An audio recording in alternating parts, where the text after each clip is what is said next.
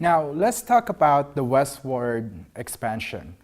The westward expansion resulted from soil exhaustion and falling, or failing prices from Virginia to Georgia, Sons of southern planters wanted to take advantage of cheap lands and ended up basically moving their way into the west because they wanted to make the fortune, So if you look at this map, this map, we've seen this before, right? So all the way from Virginia to here, there were a lot of plantations that were already being utilized, or a lot of soil being utilized at this area.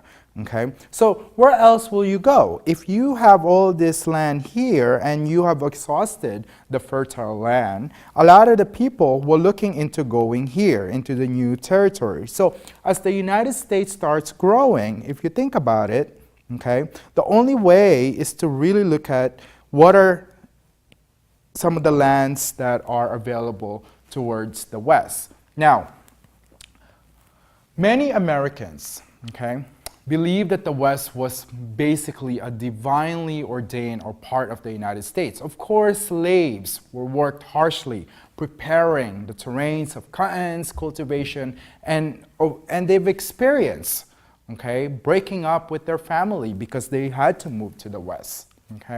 And although the West was ultimately populated by Latinos and mulattoes and the Indians, the West was portrayed as an empty land. It was cheap, it was fertile. Settlers decided to move along the overland trail, which is in many ways around this area right here.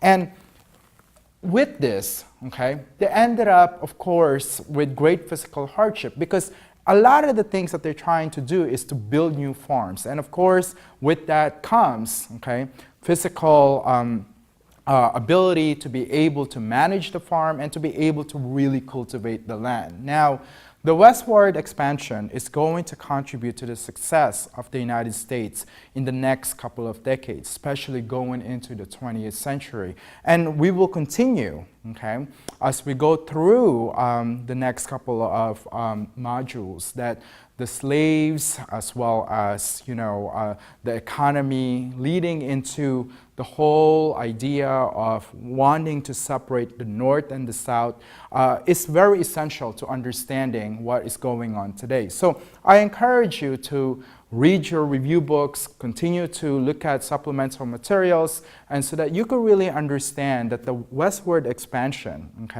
is not just no longer an idea, but it was a process that really took United States, the new United States, or the growing United States, to the next level, going into its industrial period time.